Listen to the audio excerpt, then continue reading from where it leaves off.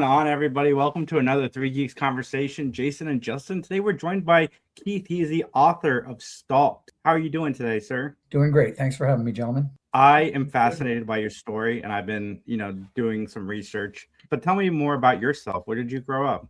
I grew up in the Tampa Bay area in Florida, primarily. Most of my life, I traveled out to Arizona to go to college at Arizona State.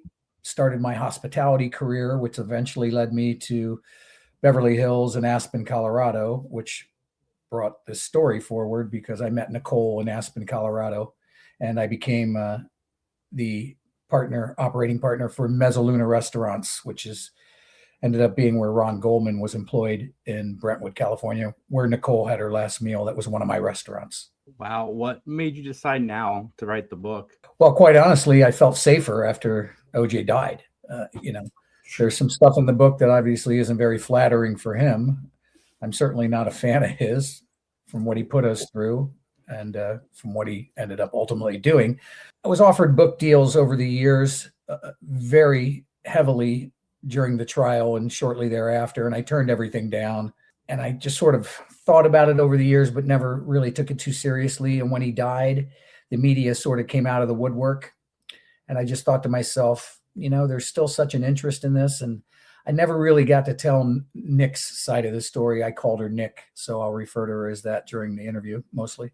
But, most of the time in stuff, it's OJ, and OJ's defense team. And, it all gets caught up in that. And Nicole and Ron are almost an afterthought, sadly, in most of the stories. So I thought it was important to really tell of our shared experience, what we went through, how we dealt with it, how it affected both of us during that period of time, and ultimately how it led to her death. Can you tell us a little bit more about the book? Because this might be the first time folks are hearing about it. So I'd love for you to kind of give just a general overview of Well, I wrote it.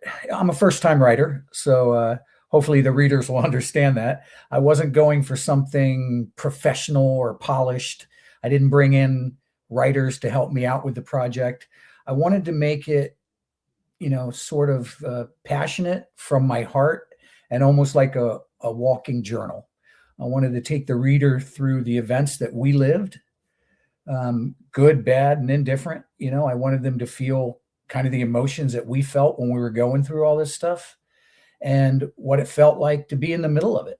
It was just a crazy, surrealistic scene from my vantage point. Obviously, the woman I loved was murdered, and there was a 7 or 8 day period of time there where I went from finding out that the woman I was madly in love with was murdered violently, knowing that he was responsible for it, to flying out to Los Angeles immediately. I was a pallbearer at her funeral 3 days after the murder, 4 days after the murder, where I had to stand elbow to elbow with the guy who murdered her because he wasn't arrested till the next day. The Bronco chase wasn't until the day after the funeral. So all these emotions are conjured up. And the crazy thing is I hadn't spoken to Nicole for about 6 months or so prior to her murder because of OJ.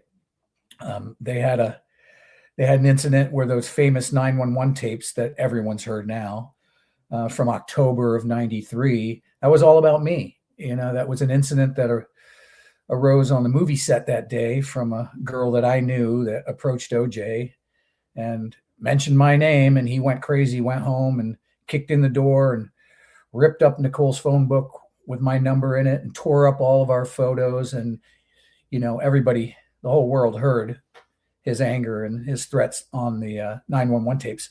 So that led to us not being able to speak to each other because they were still trying that ill-fated reconciliation that ultimately led to her and Ron's death.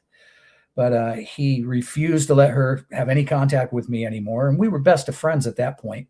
We hadn't been romantic for about a year because they were trying the reconciliation, but we still talked at least a couple of times a week. It went from talking every day to when they started dating again to talking a couple of times a week. But we always kept in touch. She always checked with me about what my feelings were, about how things were going with her. So when that blow up happened in October and he refused to let her have any contact with me, it broke my heart. But I sort of just moved on, hoping that someday there would be some sort of reconciliation with us. That I knew in my heart that it wouldn't work out. I knew that she wanted to try it just because she ultimately just wanted her family together. She was such a good mother, and she wanted the father of her children, as bad as OJ was. She believed that maybe he had a chance at changing. So she gave him one last chance, sadly. But, because we didn't speak all that time, I didn't really know what was going on in her life. I knew that they were trying a reconciliation. So when she was murdered and I flew out, I hadn't spoke to her for, like I said, 6 to 8 months. Next thing you know, I'm holding her casket at the funeral, standing next to the guy I know murdered her. And in that same wild, crazy period, 7-day period, her family gets out of the limo at the funeral and tells me face to face that she was talking about me the night she was murdered. And I just broke down. I mean, I imagine my emotions at that point, knowing that how I still felt about her and knowing that she was thinking of me the night she was murdered. So it was almost too much to bear. And then having to stand next to this guy, elbow to elbow, almost for about 3 or 4 hours. I mean, between the mass and the burial, it was a long afternoon. So it was pretty crazy. And then you flash forward to the next day, not even 24 hours later, is the Bronco chase, which was insane in itself. And then 2 days later, I'm thrown in front of a grand jury to give testimony about all the stalking incidents and the violence that we incurred at his hands. So imagine that as a week. I hope your listeners can kind of put that into context and think to themselves, oh my God, I mean, my head was about to explode just from all that going on in the same week. But I got through it, and it took me years to process it, obviously, but it was crazy. I had a friend who was killed a few years ago, and it's a wild experience that, a lot of people can't relate to, and just having somebody taken from you like that. But how did you and Nicole meet? Well, I had 2 restaurants in Aspen I was responsible for, and 3 in Los Angeles. The main focus of that restaurant group was Mezzaluna. So I had the Mezzaluna in Aspen, Colorado, which I opened in 1986-ish. And then Beverly Hills and Brentwood in California. So my normal routine was back and forth, high seasons in Aspen. And then I kept an apartment in Los Angeles, and I'd go out and oversee operations in those 2 restaurants after opening them over the years. Well, I'm skiing one day in Aspen in January of 1992. I remember it was a beautiful day. It was almost like a spring skiing day, which doesn't happen in January very often. And it was the end of the day, and I was on the ski deck after a beautiful day of skiing, and I looked across, and it was like a vision. It was honestly that clear. I saw her through the crowd, and I remember just thinking to myself, it's the most beautiful woman I've ever seen. And I knew right then I was going to go talk to her. And I wasn't normally that kind of guy. I didn't just walk up to women and approach them like that. I really didn't need to. My restaurants were very successful. I just seemed to meet girls that way. But I said, I'm going to go talk to her. So I walked right up and sort of stood next to her table where she was with a couple of friends. And I heard the word Mezzaluna uttered. And I knew that was my in. So I sort of wedged myself in the conversation and told her who I was, and Mezzalunas were my restaurants. And she was impressed and told me instantly that she lived right down the street from the Mezzaluna in Brentwood, and it was her favorite place. So I knew I had an in. So I took the ball and ran with it from that point. I invited her in for dinner that night with her friends. She said she had her kids with her. She told me instantly that she had come to Aspen to get away from her abusive husband in Los Angeles, that she had just left him and basically came to Aspen to escape him. So I didn't ask who he was. I didn't care. So we had dinner. She had dinner at my restaurant that night with her friends. And after dinner, we sort of arranged to go out and have some drinks, which made me extremely happy because I wanted to spend time with her and get to know her. And we went out to a local club there in Aspen, spent the whole evening dancing and getting to know each other a little bit more. And I inadvertently found out later in that evening while we were dancing that OJ was the ex-husband that she had left. And that was just serendipitously. A friend of mine came up while she was on the dance floor and said, "Hey man, that's the Juice's wife, OJ Simpson." I'm like, what? So I asked her when she came back to the table, and she's like, "Well, I guess now you know." But it was almost like not a topic of conversation, just to like, well, it is what it is. So we hung out that night. she was heading back to Aspen the next day. She made it very clear to me that her marriage was over, that she had moved into her own residence, and was filing for divorce. And she would love to see me when I got to Aspen. When I got to Los Angeles, I told her in about 2 months, my normal routine would be to come back to LA and spend time with those restaurants. So we arranged to meet when I got out there and kind of pick up where that night had taken us.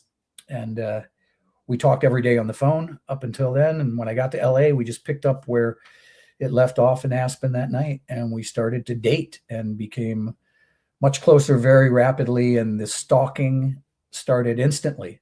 The first night I got to town, I just couldn't wait to see her. So I went to her house. And we were in the hot tub just talking about how good it was to see each other. And instantly the phone started ringing incessantly. And she knew it was him. So we kind of looked around in the backyard in Brentwood. We're like, what? We knew who we were being watched, whether it was by him or a private detective. We didn't know. But the second night I was in town, Nick had arranged to bring some of her girlfriends to Mezzaluna in Beverly Hills, not the Brentwood location. But we used to do a big celebrity star-studded night on Tuesday nights. And her girlfriends had caught wind of it, and they were excited to be a part of it because it was kind of a hot ticket to get into. So I said, yeah, bring your lady friends down. I'll have a table waiting for you. I knew it was a perfect opportunity for me to spend more time with her and to sort of get introduced to some of her friends, kind of be brought into that circle. As a guy, you want that. You're trying to get close to a lady that you just met. You want to meet her friends. You want to learn about her life. So invited them down. I had a table waiting for them. They came in. We're having a great time. All of a sudden, the Bentley comes screeching up to the front door. The windows are all glass in that restaurant, right off of Rodeo Drive. And of course, you look out and OJ jumps out of the Bentley and comes storming through the front door right up to our table, slams his hands down, stares into my eyes and says, I'm OJ Simpson and she's still my wife. So that was my first introduction face-to-face to OJ Simpson. Second night I was in LA, and then it just snowballed from there. And there's obviously other incidents of stalking that took place. Wow. You seem pretty comfortable talking about it now. How long did it take you to get to this point where you could openly talk about everything? Well, you got to remember, I was a witness for the grand jury, so I had to rehash all these incidents, and we lived it in real time. And what happened was, what makes my story so unique and my perspective is Nick only really had about an 18-month period in her adult life where she had some freedom, where she was able to sort of explore her womanhood, so to speak, and meet other people and have a good time. I happened to be in that segment, obviously. I met her right after she left him. So I caught her in that sweet spot, so to speak. We dated for a period of time. In that year and a half, she dated a couple other guys, but they never took her out. I was the guy who didn't care. It didn't bother me that it was OJ Simpson. I was in love with this girl. So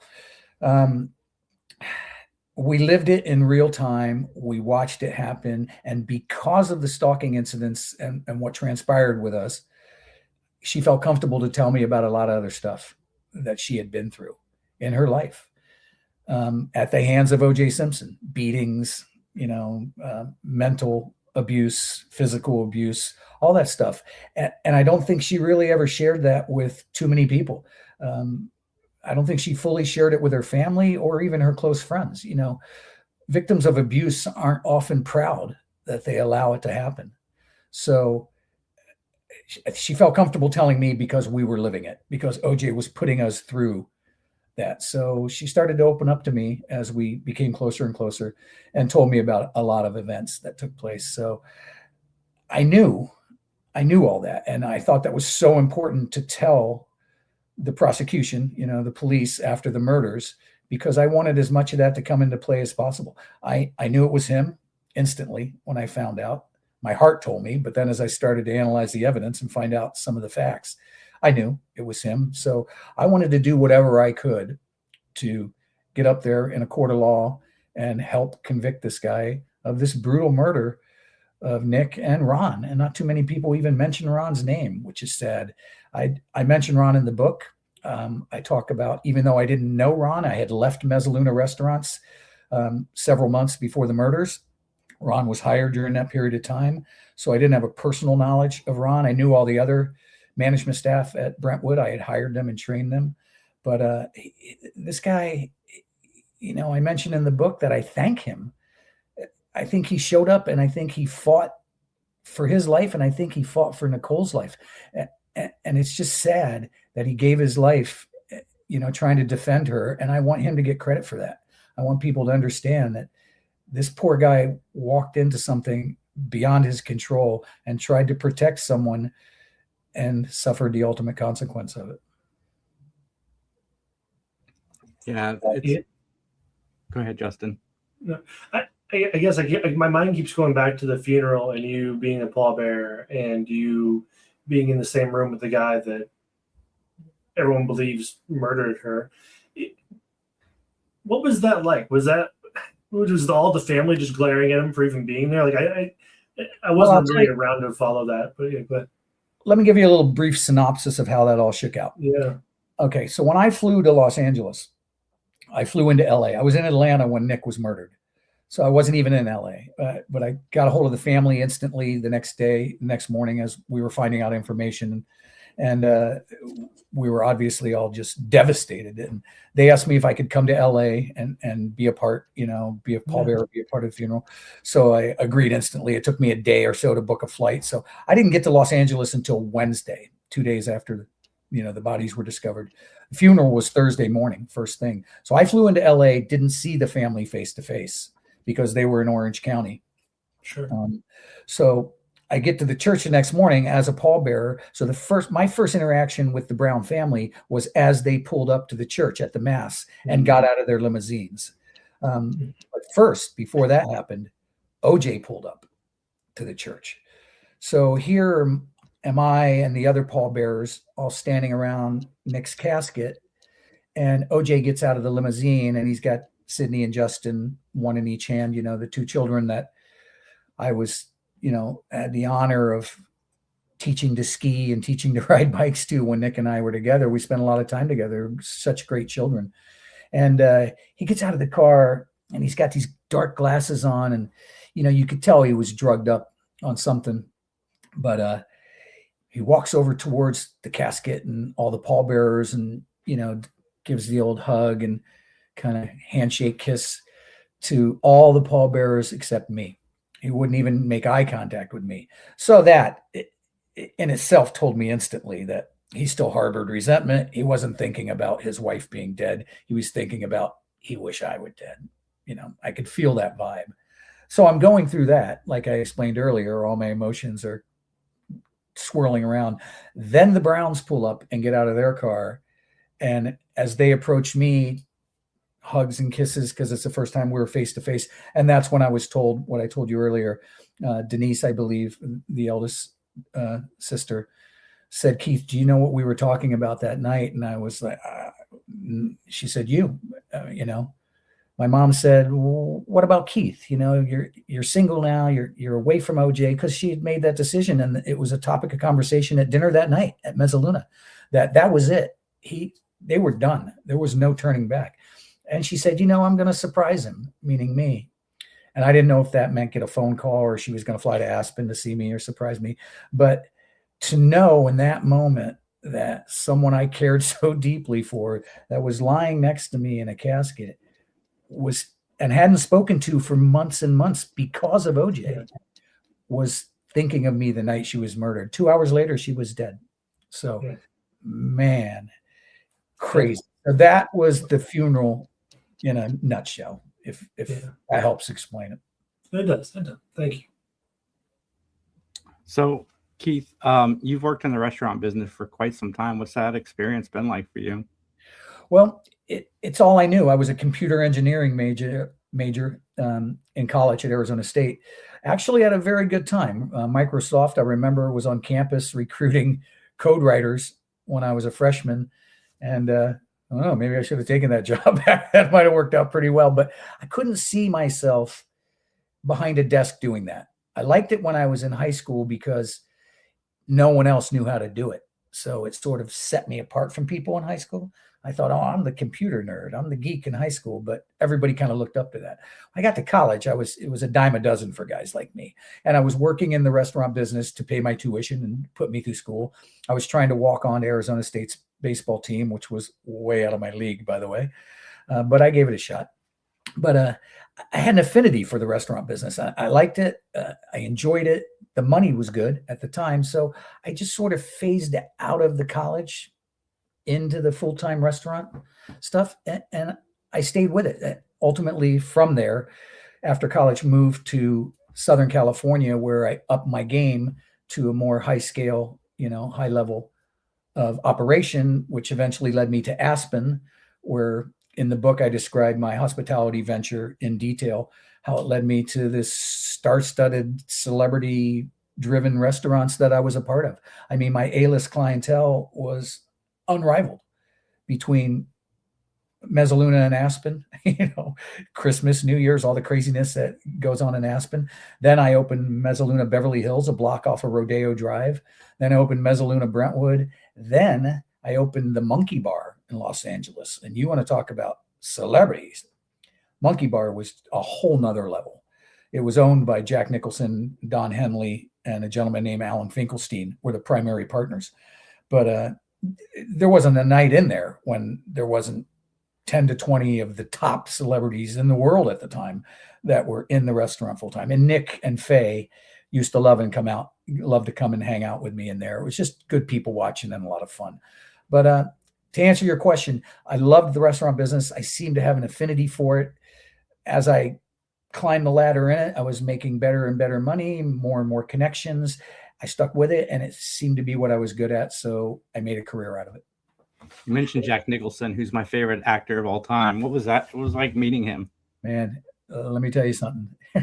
He's the best. I don't have a bad word to say about Jack. He's just like you would imagine he'd be. He's hysterical. He doesn't give a shit about anything. He's absolutely a riot. He's like you see on TV, and he's down to earth, surprisingly. And he was in the Monkey Bar every night. I actually knew Jack from Aspen. And part of the reason we did the Monkey Bar, my company, is Alan Finkelstein, who was Jack's art dealer and best friend at the time. They were so impressed, him and Jack, with the operation that we ran in Aspen and then the Beverly Hills and Brentwood Mezzalunas, that they wanted us to be the partners in Monkey Bar. So I was the lead guy. So obviously I came out, did the construction, built it, hired, trained the whole staff, got the place up and running, then oversaw operations. And during the 3 months that I was doing the build out, I lived in Nicole's house. I was that's wild. Her kind of roommate at the time, because we had gone through a romantic phase, which in the book, you find out how that sort of came to an abrupt end because of all the stalking. And there was one final incident where Nick and I just sort of looked at each other. Timing wise, I was only in LA for about 3 months. I was heading back to Aspen anyway, but it all coincided. But we just sort of looked at each other, that last event that took place, and said, wow, he's not going to let this happen. Let's just step back a little bit. I'm going back to Aspen. Let's see how things develop. We love each other. We're going to stay friends for sure. Let's just see what happens. And I wanted to give Nick some freedom. Like I said earlier, she had that small period of time. I wanted her, if she wanted to see another guy, I wanted her to see another guy. If she wanted to date someone, it didn't bother me. I shouldn't say that because it kind of bothered me. I was in love with her, but I really wanted her to get that experience. Most people, in their early 20s, they go through that phase, they grow up. She met OJ at 18. He plucked her out of society. She was under his thumb from the time she was 18 until they divorced in 92 when I met her. So 15 years she was controlled by him. And then when they tried the reconciliation, for that year and a half, she was controlled by him up until the day she was murdered. So that one time frame was about 18 months in the middle, was her golden age where she got to experience, some stuff. Well, I want to ask you one last question before we let you go. And what was your reaction to the verdict? I mean, obviously it wasn't super positive. Well, the crazy thing is, as far as the trial goes, what most people don't realize is I was under subpoena to both the prosecution and the defense. I was supposed to be the first witness in the trial, and the prosecution was basing a large portion of the trial on domestic violence and stalking, which was all about myself. I mean, so they knew that.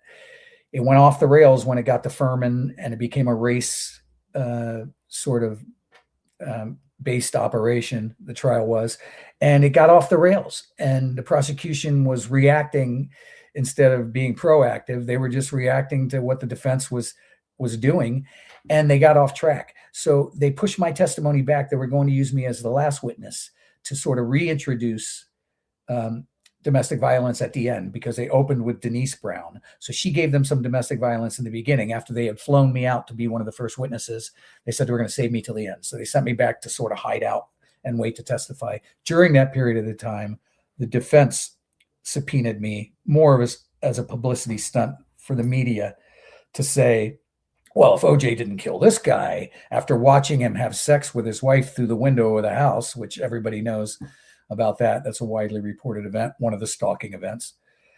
Then why would he kill this Ron Goldman guy? So, they did it as a ploy. They were never going to put me on the witness stand. But to answer your question, I couldn't watch the trial because I was under subpoena. So I didn't know what was going on a day-to-day basis, but I was aware that it had gotten off the rails and was pointed more towards race every day. And I was fearful, knowing what I knew about the LA riots, having been with Nicole during that period of time. I knew the history in Los Angeles. I knew the DA and the police department were, not very well respected, especially by the African-American community. So I was fearful of the verdict. I knew the racial makeup of the jury. So I was hoping that they would put that aside and base everything on the evidence, but I was prepared for a not guilty verdict. So I was on the fence, hoping so much, but prepared for the worst. And obviously we all know that we got delivered the worst verdict possible. I do have one more question. It'd be remiss to not talk about the Bronco car chase. Like, did you watch that live? Was that what was it like being like just around that whole scenario? It was crazier than you think, because I described this in the book and nobody knew this. This is a story I never talked about before, and I'll give you the short version of it. At the funeral, after the funeral, we went back to Nick's family's house, and we're celebrating Nick's life basically. And we had made arrangements the next day, which was when the Bronco chase happened, to inventory everything in Nicole's condo where she was murdered at. So we were all going to meet there. I slept a little later than they did because I hadn't slept in 4 days. So I was showing up about an hour or two after the Brown family had arrived, and my best friend, Ron Hardy, whose apartment I was staying in 2 blocks from Nicole's house. So they were all there. So not knowing what was going on with OJ and, him being wanted, or, them trying to arrest him. So as I'm walking up to her condo, the police let me by. They knew who I was. So I'm coming up the back alleyway. And as I'm approaching the Bundy townhome, I hear a voice screaming at me through the top window, Keith, get out of here. Just leave. And I was dumbfounded. And then I saw Ron Hardy, my best friend, screaming the same thing through the window. And I just turned and ran. I ran back to Ron's house. Now, remember, this is pre-cell phones, so there wasn't that instant communication thing. So I'm back at Ron's house 2 blocks away, just on pins and needles. What was that all about? It was about an hour until Ron made his way back to his apartment and just shaking his head, looking at me. And he goes, dude, right as you were walking up, OJ called the townhouse, called the condo. Denise answered, and he said, I'm on my way over there to finish what I started. We didn't know if that meant coming to kill me, coming to kill them, coming to kill himself. Nobody knew. But in that instant, they thought of my safety, knowing that if OJ was on his way over there in a desperate situation and I was there, I was the guy that was going to suffer the wrath. So as Ron and I are discussing that back at his house, we turn on the TV. Bam, there comes Gil Garcetti. OJ's a wanted man. OJ's a fugitive from justice. We are actively seeking OJ Simpson. And the whole thing unfolded in real time right in front of us on the TV. But I was 2 blocks away from where Nick was murdered and about a mile away from the Rockingham estate as it was all going on with helicopters swarming. So it was crazy. It was surreal. Yeah, I believe. Wow. Everybody, the book is called Stalked. Here's the cover of the book right here. Guys, go check it out. I definitely am going to check it out. Your story is fascinating, Keith, and you're welcome on our show anytime. Where can everybody find you and the book online? It's available on Amazon. Is the only place you can purchase it. I do have a website dedicated to the book. I was unable to get the title of the book. It was already taken, but the website is ojstalkedme.com. So if you go to ojstalkedme.com, it's a website dedicated to the book. It'll tell you all about the book. It gives you a bio on myself, a bunch of other information. And there's 2 direct links to Amazon on the website that you can purchase the book right there. So, and it's called Stalked. It Could Have Been Me, for a reason, because not only did the thought cross my mind multiple times over the years, but most people that knew of my relationship with Nicole were convinced it was me in the early hours of the investigation, because Ron was declared as an unidentified male for the first hours. So all my friends and even some of my family that couldn't reach me were convinced that I was the guy that was murdered that night along with Nicole. Yeah, what a stressful couple hours for them. Good grief. Yeah, it was. Yeah, wow. Well, everybody, the link is in the description down below. Like, comment, share, subscribe. We'll talk to you soon. Gentlemen, thank you very much.